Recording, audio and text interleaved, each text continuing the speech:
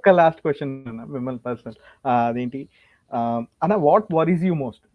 ధర్మార్గం uncle లాంటి ఏజోడ్ల అంకుల్సా లేకపోతే యూత్? ఎక్కువగా యూత్ అండి. ఎందుకంటే నేను ఆహ్, ఈ అంకుల్స్ వాళ్ళ చుట్టూ తిరుగుతుంటారు కదా! వాళ్ళని డిబంక్ చేయడం చాలా ఈజీ. ఎందుకంటే వాళ్ళు ఎప్పుడు కూడా డిబేట్‌లకి రారు. వాళ్ళకి ఒక శ్లోకం గాని, భగవద్గీత శ్లోకం ఇచ్చి దాన్ని అనలైజ్ చేయమంటే చేయలేరు. ఏమీ రాదు వాళ్ళకి. నేను చూసాను కదా! అంకుల్స్ వాళ్ళని మీరు డైరెక్ట్‌గా ఒకరోజు ముందు చెప్పకుండా ఆన్ ది స్పాట్‌లో ఒక పురాణం గాని, లేకపోతే ఒక ఉపనిషత్తులో గాని పారాగ్రాఫ్ చదివి దాని అర్థం చెప్పమంటే చెప్పలేరాళ్ళు. అన్‌ఫిట్ అనమాట. మీకు ఈజీగా తెలిసిపోద్ది. ఇంటర్వ్యూలో ఎవడన్నా ఫెయిల్ అయిపోతాడు. మనకి కావాల్సింది యూత్. వాళ్ళకి జ్ఞాన సంపద ఎక్కడుంది? జ్ఞాన సంపద ఎప్పుడూ గూడా ధర్మ మార్గం భాస్కర్ రాజు లాంటి వాట్సాప్ అంకుల్ చెప్పే ఆహ్, అక్కడ లేదు జ్ఞానం. జ్ఞానం ఎక్కడుందంటే పుస్తకాల్లోని ఇప్పుడు మనకి అకాడమిక్ గాని, లేకపోతే చాలా ఎడ్యుకేషనల్ యూట్యూబ్స్ ఉన్నాయన్నమాట. అవి చూడాలన్నమాట. అవి చూడాలి అన్న విషయాన్ని గూడా ధర్మ మార్గం భాస్కర్ రావు చెప్పడు. ధర్మరాజం భాస్కర్ రాజు ఈ ఎవల్యూషను ఇక్కడుంది. పలానా ఉంది. ఈ వీడియో మీరు చూడండి అని మనం చెప్పగలుగుతాం ధైర్యంగా. కానీ ధర్మరాజు భాస్కర్ రాజు ఎవల్యూషన్ అనేది థియరీ ఆఫ్ ఎవల్యూషన్ గాని, డార్విన్స్ థియరీ గాని, అసలు మొట్టమొదట ఎలా జరిగింది? అసలు విశ్వం ఎలా ప్రారంభమైంది? కాస్మాలజీ అంటే ఏంటి? ఎప్పుడైనా చెప్పాడా? చెప్పలేదు కదా! కాస్మాలజీ అంటే మళ్ళీ భాగవతంలో ఉందని చెప్తాడెళ్లి. పారలెల్ యూనివర్స్ అక్కడ ఉన్నాయని చెప్తాడు. కానీ మన ఛానెల్స్ అలా చెప్పవు కదా! అంటే హిందుత్వంలో ఉన్న హిందూ కుటుంబాల్లో ఉన్న తల్లిదండ్రులు ఎవరైనా సరే జ్ఞానం ఎక్కడుందో అక్కడ పంపించాలి. వాళ్ళ భయం ఏంటంటే ఇక్కడికొస్తే యాంటీ మోడీ స్పీచ్ ఎక్కడిస్తామని భయపడిపోతుంటారు. అంటే వాళ్ళు భయపడేది ఏంటి? మళ్ళీ ఎన్‌డీఏ గవర్నమెంట్ రాదేమో అని. ఎన్‌డీఏ గవర్నమెంట్ రాకపోతే ఏమవుద్ది? రామ మందిరం లాంటి మందిరం బిల్డప్ అవ్వదు. రామ మందిరం బిల్డప్ అవుతే ఏమవుద్ది? ఏమి కాదు. అది తెలుసుకోవాల్సిన విషయం అనమాట. సో, మనం ఎక్కువగా భయపడేది అంకుల్స్‌కి కాదు. ఎక్కువగా భయపడేది అతని చుట్టూ అసోసియేట్ అయిన యంగ్‌స్టర్స్ ఎవరైతే ఉన్నారో వాళ్ళని సరైన ట్రాక్‌లో పెట్టాలి. ప్రజాస్వామ్యం ఇప్పుడు ఎలాగైతే ట్రాక్‌లో పడిందో, అలాగే యంగ్‌స్టర్స్ గాని వాళ్ళందరినీ కూడా ఈ చదువుల వైపు మళ్లించాలన్నమాట.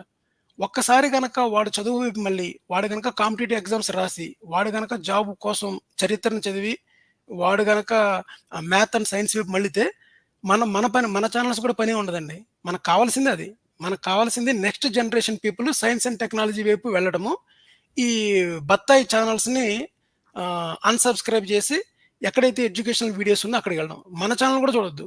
యూట్యూబ్‌లో ఎడ్యుకేషన్ ఛానెల్స్ చాలా ఉన్నాయి. అయి చూసుకోండి. సో, అదే నేను ఎక్కువగా నాకు వరీ అయ్యేది. One of the most satisfying answer అన్న. Really I am so happy to hear this. అదేంటి but towards the end of it పాపం ధర్మార్గం అంకుల్ పుస్తకాలు కొనేవాళ్ళు ఎవరు ఉంటారో ఆ స్క్రోలింగ్ ఎవరు చూస్తారు? నాకు బాధేస్తుంది కమింగ్ డేస్ లో. కరెక్ట్. నేను ఒకటి చిన్నది పెడతాను టాపిక్‌లోని. అంటే వీళ్ళు ఏం చేస్తున్నారంటే ఒక నాటకాన్ని క్రియేట్ చేస్తున్నారన్నమాట. అది పెట్టానో తెలీదు, చాలా ఇంపార్టెంట్. జేపీ యాక్టింగ్ అని పెట్టానండి. నమో ఇది వేరు. ఒకసారి చెప్తానండి. అది కాదు. నన్ను ఒకసారి నేనేం చేస్తానంటే మార్కెట్ క్యాష్ అది పెట్టలేదనుకుంటానండి. చాలా ఇంపార్టెంట్. హిందూ ఇది వేరేది. వై మోడీ రామ మందిరం ఉత్తరప్రదేశ్ చాలా పెట్టాను కానీ ఇది యాక్చువల్‌గా వీళ్ళు ఏం చేస్తున్నారంటే ధర్మమారం భాస్కర్ రాజుకి అసలు సంస్కృతం రాదు. కానీ వేదాలను అనువదించాడనమాట. ఒకడేం చెప్తున్నాడంటే అతను వాళ్ళ బుక్‌ని చూసుకొని జనాలు పరవశించిపోతున్నారంట. అది నేను కట్ చేసి నెక్స్ట్ వీక్ వినిపిస్తాను. ఎందుకంటే యాస్ పార్ట్ ఆఫ్ మన భాస్కర్ రాజు పోస్ట్ ఉంది కదా! అలాగనమాట. అంటే వీళ్ళేం చేస్తారంటే ఈ బుక్స్ రాసినప్పుడు గుర్తుందా 5,000 పేజీలు ఎన్ని పేజీలు చెప్పారు లాస్ట్ టైమ్ మర్చిపోయాను. 8,000 పేజీలు ఉన్నాయి కదా! ఆ బుక్ రూ. 5,000 అనమాట. ఆ బుక్ ఏంటంటే it is a copy book అది. కంపైలేషన్ చేసిన బుక్. ఆల్రెడీ అనువాదం చేసినవి ఉంటాయి కదా మనకి. ఎవరో మనకి దాశరథి రంగాచార్య గారు, లేకపోతే మన దయానంద సరస్వతి అలా కొంతమంది ఉన్నారనమాట వీళ్ళందరూ. వీళ్ళు అనువాదం చేసినవన్నీ తీసుకొని దాంట్లో ఎక్కడైతే అభ్యంతరకరమైన ఉందో అశ్వమేధ యాగంలో గుర్రం ఉంటే గుర్రం తీసేసి గుర్రం ప్లేస్‌లో శక్తి అని పెట్టేసేసి అదంతా రాసేసాడనమాట. నేను అప్పుడు కొన్ని సంస్కృత శ్లోకాలు రాసి మీకు చూపించాను గుర్తుందా? ఏది న్యూటన్ మీద. సేమ్ అలాగే ఏం చేసాడంటే ఈ తెలుగు అర్థాన్ని కింద రాసేసాడనమాట. ఇప్పుడు మనకి కింద తెలుగు అర్థమే ఇంపార్టెంట్ తప్ప నువ్వు మూల శ్లోకం పెట్టావా? దానికి ప్రతిపదార్థం రాసావా? అది ఏ ఛందస్సులో ఉంది? దానికి ఋషి ఎవరో? దానికి దేవత ఎవరో? అది ఇంపార్టెంట్ కాదు.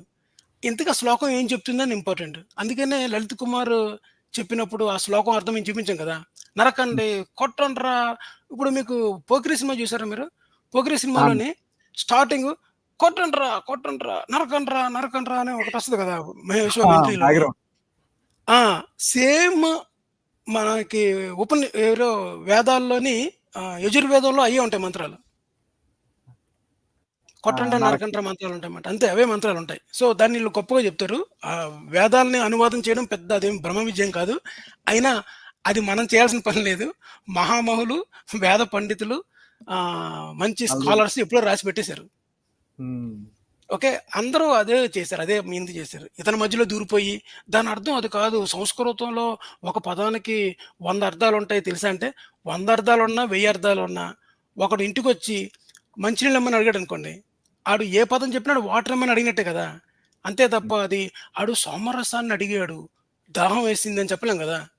హ్మ్. దాహం వేసినోడు సోమరసం ఎందుకు అడుగుతాడు? మంచినీళ్ళు అడుగుతాడు. సో, కామన్ సెన్స్‌తో చూసుకుంటే వీళ్ళు చెప్పే అర్థాలన్నీ తప్పనమాట. So, 'Dharmaraju Bhaskar Raju' is just like ఒక టైప్ ఆఫ్ ఏమంటారు? ఒక క్లోన్ టైప్ అనమాట. అతన్ని డిస్‌మాంటిల్ చేయడం చాలా ఈజీ. కానీ అతని చుట్టూ మూగి ఉన్న ఈ కోటరీ యువత. కోటరీ కాదు. దాన్నేమంటారు? ఆ గుంపు ఏదైతే ఉందో, ఆ గుంపు ఆ! ఈజీగా చెల్లాచెదురైపోద్ది. ఒకే ఒక ఆర్గ్యుమెంట్‌తో. హ్మ్. యాహ్! ష్యూర్ అండి సమీర్ గారు. చాలా మందున్నారు యాహ్! కాల్స్‌లోని. నేను నెక్స్ట్ కాల్ తీసుకుంటాను. థాంక్స్ అన్న. Thanks for taking in. Okay. Okay Sameer. Thank you. Bye.